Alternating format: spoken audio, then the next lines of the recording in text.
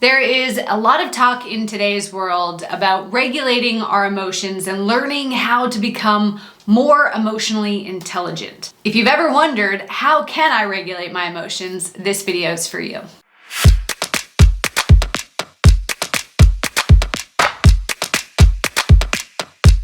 Hi, my name is Tiffany Toombs. I'm a high-performance mindset coach and trauma healing coach that has worked with thousands of people across the world to help them release the old emotional baggage, manage their emotions, and step into the highest and best version of themselves. In this video, I'm going to share with you what our emotional triggers are actually telling us, because they are a sign from our body. So how do we interpret that sign? And then I'm going to share with you two of the most important things that you need to do to start regulating your emotions today. So ultimately, our emotional triggers are messages that our body and our mind is attempting to give us so that we can make change. Now, if you don't know what these messages are, you're not actually to blame. Most people in today's world have never learned how to deal with their emotions, never mind how to understand their emotions. Negative emotions, especially ones like anger or fear or jealousy, have been made out to be these terrible demons in the mind. In the reality, though, what they are is just a message from the body. And the more that we shove them down and attempt to avoid them, the worse damage that we do in the long run. It becomes really toxic to our body, becomes really toxic to the mind, and we end up creating dis-ease of some type in the body or in the mind. When we are emotionally triggered by somebody or something outside of ourselves, that person, that event, that thing is just telling us that there's something inside of ourselves that we need to heal. And so there's 4 ways that this is reflected back to us. The first is through direct perception is projection. Now, let's say that I'm somebody who gets really triggered when somebody makes fun of me or makes a joke at my expense. And I get really triggered by that. But then I go home or I go out with my friends and I make jokes at my husband's expense, or I make jokes at my friend's expense. Well, the behavior that's triggering me is something I am directly doing to other people. And so what my trigger is encouraging me to do is to look at these direct behaviors and make changes to them. Now, I would consider, what are the belief systems driving that behavior? What do I believe that's causing me to act in that way? And what are the triggers, the emotional triggers that cause me to go into that behavior? That's where I can start healing that one. The second way is back on self. Perception is projection. Now, let's say I know for a fact that I do not make fun of anybody else at their expense, but I'm still triggered by somebody making jokes at my expense. Well, what I would want to look at is, what does my self-talk look like? What do I say to myself that is in alignment with what these people are saying to me? So, for example, there was a point in my life where I had 2 business partners who were narcissists, and my then boyfriend was also a narcissist. So I was just surrounded by narcissists, and they bullied me quite a lot. They would tell me I was delusional. They would say all these things. I knew that I wasn't bullying somebody else, but when I looked at my self-talk, the biggest bully that I had in my life was me. I was constantly putting myself down, and that's why their behaviors were triggering me. Once I stopped and I healed my relationship with myself, I deepened my self-love and my personal connection, those people fell out of my life completely, and I haven't been bullied since. And I'm not, if somebody says something negative, I don't even give it credibility, because I'm so connected with myself that no longer triggers me. The third way that it happens is called symbolic perception is projection. Now, symbolic perception is projection is when the intention of the behavior is the same as what somebody else is doing, but the behavior itself is different. So let's say I get really triggered by somebody who's a passenger seat driver. The kind of person who's like, you need to signal, you need to do this while I'm driving, right? If that triggers me, then what I would want to look at is, okay, I know that I don't passenger seat drive other people. I know I don't passenger seat drive myself. So what is the intention behind their behavior? Well, ultimately, for people who are passenger seat drivers, it's likely that they want to feel a sense of control, which comes back to a sense of safety.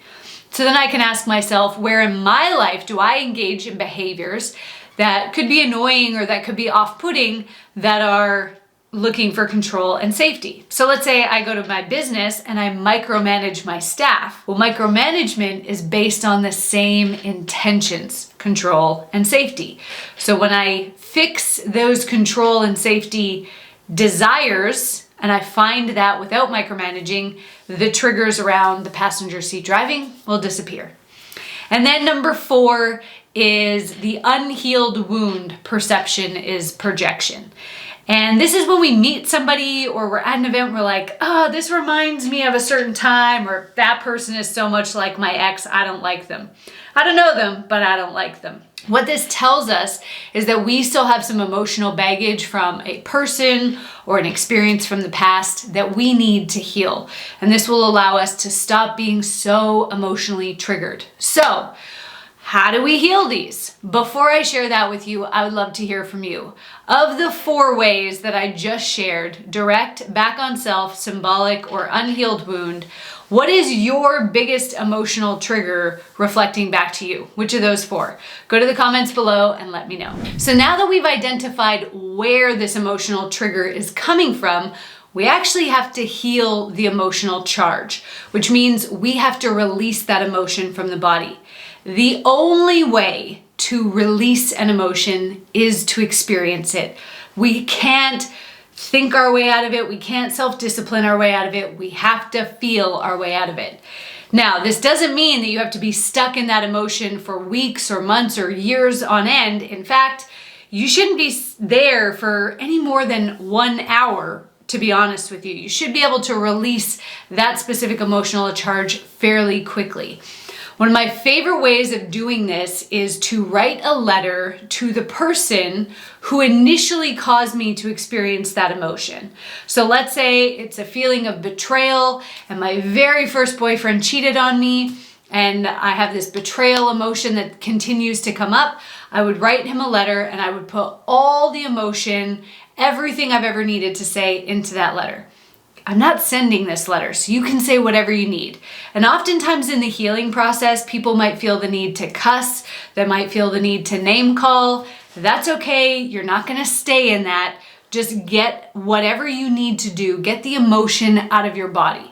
Now you can write the letter, or if you prefer, you can just speak it out loud and imagine that the person is standing in front of you. Either technique will work. At the end, once you've emptied out all of the negative emotion, and you might find that you might cry or you might yell, whatever, just let it come out, better out than in. Then what you're gonna do is you're either gonna finish the conversation or finish the letter by saying, when I think of you in the future, I want to feel. You have 2 options for how you finish that sentence. If it's somebody who's still in your life, like a parent or a friend, a spouse, you might want to say something like, when I think of you in the future, I want to remember the good times and the things that we've overcome together.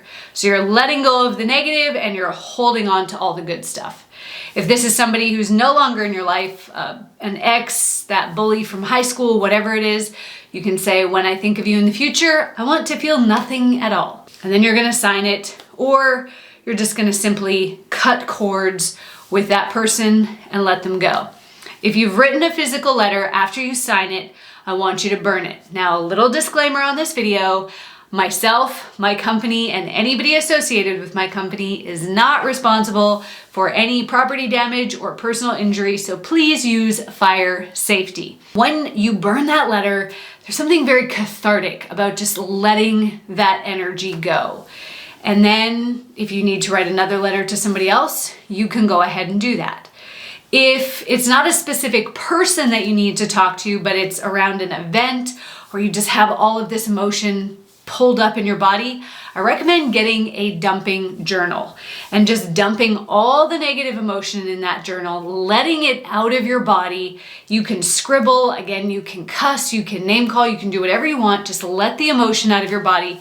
You're never going back to read these entries in your journal. You can tear them out and burn them. Again, same disclaimer, fire safety after, or you can just wait until you fill up the journal and then burn that.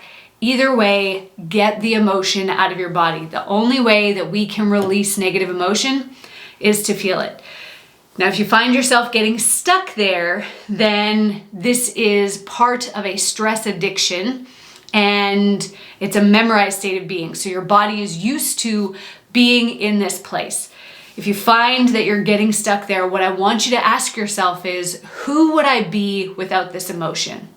Who would I be without this anger? Who would I be without this grief? Who would I be without this sadness? And then start exploring being that person, being the person without the anger. Sometimes we have to reprogram our body into feeling new emotions. It's like changing the thermostat in our body. But before I get more into that, I want to remind you to subscribe to my channel.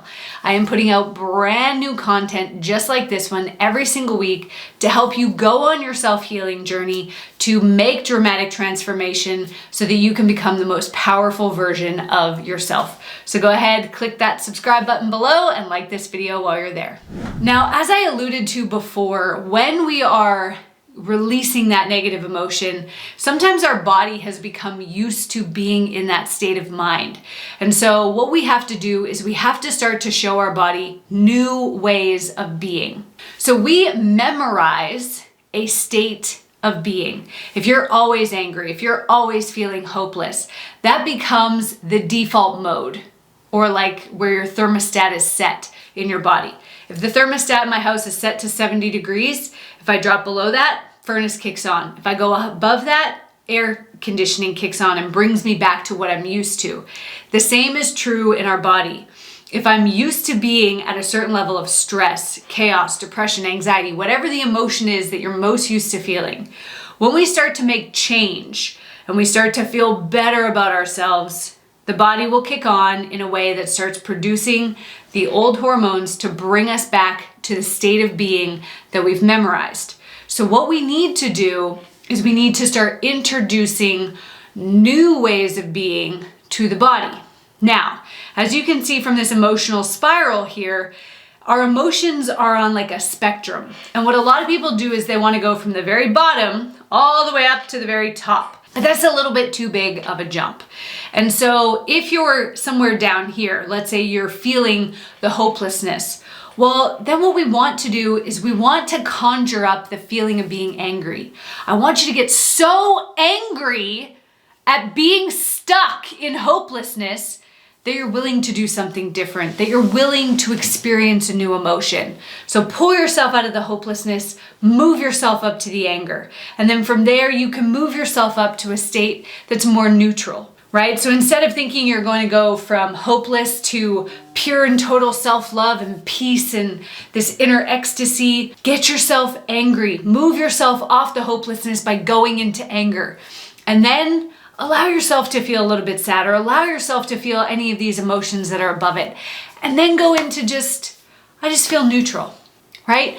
Practice asking yourself, what would it just feel like right now if I was just calm? What would that feel like? And in the beginning, you might only be able to hold on to that feeling of calm for a moment or two. But as you practice it, as you teach your body a new way of feeling, you'll be able to hold the calm longer. And then from that state of calm, you can say, what would it feel like to love myself? What would it feel like? I got goosebumps sharing this with you.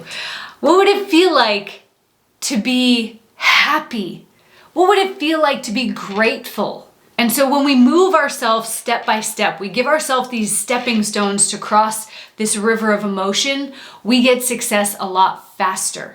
But we have to realize that we can't go from like total hopelessness or anger all the way up to self-love. We've got to give ourselves a couple stepping blocks. So have a look at this emotional spiral and decide what is the best one for you. Now, if you want more tools to help you navigate this river of emotion and really start to master your mind and have that emotional regulation that you're looking for, I would love to have you join me in my 6-day mind mastery challenge. This is a totally free challenge, and I'm going to give you powerful worksheets that will help you navigate fear, imposter syndrome, and so much more. All you have to do to get instant access to this challenge is go to nlpworksheet.com or click on the link in the description below. Thanks for watching.